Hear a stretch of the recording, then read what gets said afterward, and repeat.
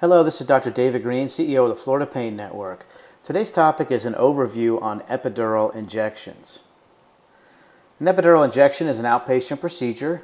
It involves placement of steroid and some numbing medicine into the epidural space, and it's designed to relieve the pain from nerves that are being pinched. Now, the epidural space is the area around the spinal cord where the nerve roots come off.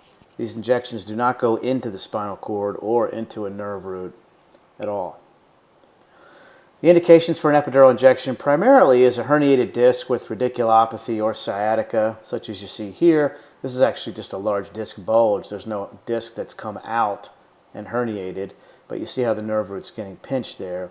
Spinal stenosis, which involves bony or soft tissue overgrowth due to arthritis, that can pinch on nerve roots. You can also have degenerative disc disease. Here's an example. Let's say you get a little tear in this outer part of the disc. It gets inflamed. It can actually inflame this whole area and cause sciatica.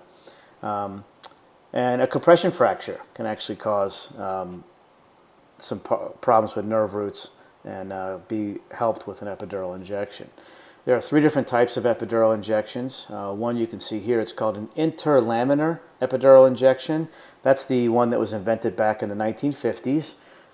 This is a lamina of the bone. This is a lamina. The needle goes between the 2 lamina, so it's interlaminar, and it goes through the soft tissue here, and in the area above the spinal cord, that's where the steroid and medicine gets injected. Okay?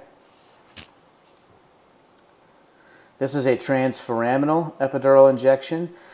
So remember, the needle went here for the interlaminar. Now we're talking about the needle going out here. And this is the newest type of epidural injection. This is where the nerve roots come out. That's called the foramina. So the needle goes close to being transforaminal, almost through the foramen. And this is really where the nerve roots are getting pinched the most. Okay? So if you get steroid here, you hope that it helps with this area. But in reality, this puts the steroid medication right where it needs to be, and the outcomes for this have been very good. A caudal epidural injection is a different concept. You can see the needle goes down at the bottom of the spine. So here's the lumbar spine, the sacrum. This is the sacral hiatus. That's where the needle goes. A larger amount of steroid and numbing medicine is injected, and it migrates up, and it can help relieving pain at a couple different levels. And that's really, really good for spinal stenosis, for instance, because you may have a couple different levels where nerves are being pinched from the arthritis. These are outpatient procedures. They take 30 minutes or less. They can be performed under sedation. They don't have to be, though. Most modern pain doctors will use a machine like this. It's called a fluoroscopy. It's a real-time x-ray to make sure the needle's where you really want it. Interlaminar technique uses a loss of resistance technique, which is very, very common. And then when the needle is close to where the pain doctor wants it, then inject some dye to make sure it's accurate positioning and it's not in a blood vessel. Patients do go home the same day after these procedures within about an hour.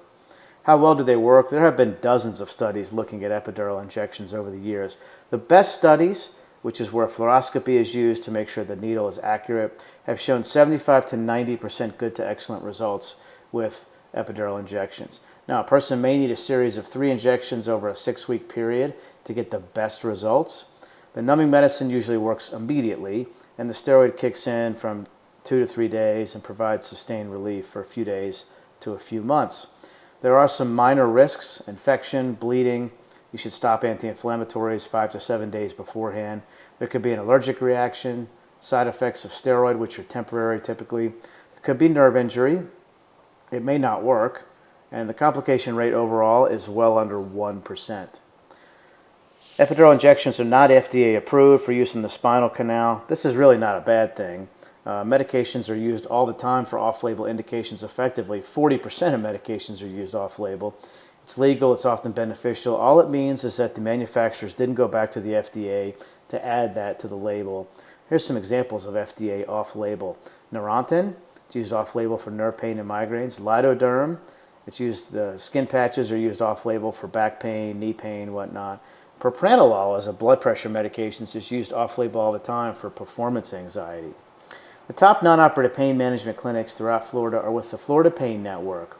They accept over 50 insurances and provide over 25 treatment options with the board-certified, award-winning doctors.